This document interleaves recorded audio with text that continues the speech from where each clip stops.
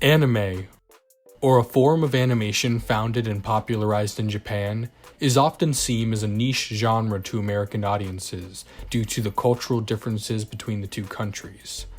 Despite anime being considered a media genre here in the West, it can be further broken down into smaller subsets in the East.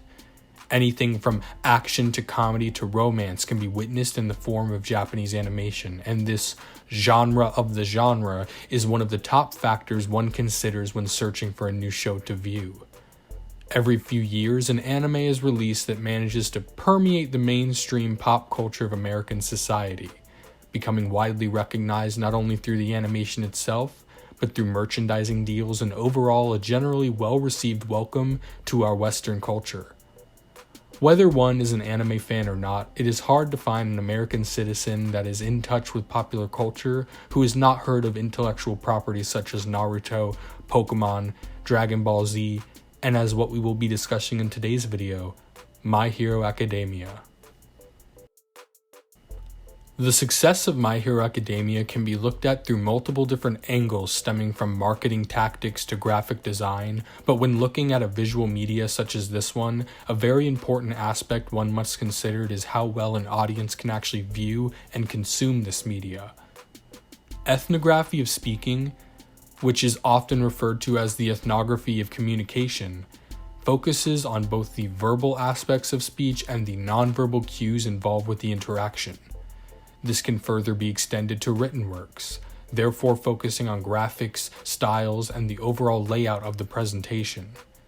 Through viewing My Hero Academia through the lens of ethnographic communication, we can see how My Hero Academia has become so successful and noteworthy here in the United States. Before determining why an anime manages to become a popular pillar of animated media here in the US, it is first important to try to determine why an anime struggles to find a footing in the American mainstream in the first place. Antonia Levy's 1996 book, Samurai from Outer Space, was the first detailed discussion of the culture formed and relayed through Japanese animation.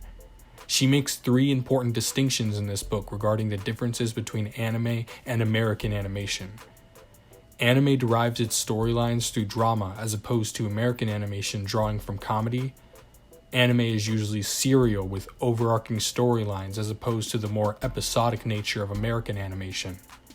And morality is portrayed much more ambiguously in anime than it is in the West. In a piece written in 2009 titled The Anime Machine: A Media Theory of Animation, Thomas Lamar states that another factor differentiating specifically anime from Western animation is that anime focuses on being a text over a moving image, as opposed to a much more visual-oriented mindset that the West has when thinking about animation. Due to the focus on text over animation, anime tends to center on heavy cultural themes and critiques. The Japanese further escalate the cultural saturation and significance in animation through the interweaving of traditional Japanese folklore into many narratives the anime depicts. This not only means that animation in Japan is taken much more seriously and can delve into much harsher critiques and adult themes than their usual Western counterparts, but it also implies that a lot of the story elements and themes are harder for a Western audience to gravitate to, since anime focuses on the cultural icons and ideas of the East. By taking the predominantly child-focused genre of animation in the West, Japanese anime forms a startling contrast with the usual Western viewers' expectations by interweaving sexual themes, violence, and overall much more explicit ideas into the narrative. This parallel between animation and children in the United States can be found in the fact that Walt Disney popularized the use of animation as a medium in the West. Though it does still feature violence akin to PG-13 rating, My Hero Academia steers away from many Japanese cultural references being heavily seeped into the storyline itself. My Hero Academia still fits in with these three distinct differences named by Levy, and it too has instances where it references Eastern culture in ways that Western audiences may not understand or pick up on. But one major thing that makes it stand out over the others is definitely something that's at the forefront of its identity, and its heroes. Just as mythology is often found in Japanese animation, in the West, superheroes are often depicted as a form of modern-day cultural representation. Sharing a lot of distinct features of mythological stories of the past, superhero tales therefore hold a similar weight in terms of widespread appeal. Superheroes are as culturally important in American animation as Japanese mythology is to anime. Therefore, the insertion of Western-style superheroes into a Japanese animation may provide an adult narrative with cultural significance to be enjoyed by both Western and Eastern audiences. My Hero Academia is an homage to the West as much as it is an assimilation to the style, with a leading character being modeled after Superman by the name All Might, whose signature move even so on-the-nosely goes as far as to being named after the different states of America. The Western influence is more of an ingrained part of the story and the show's essence as opposed to a purposeful attempt to break into the Western market. People love superheroes.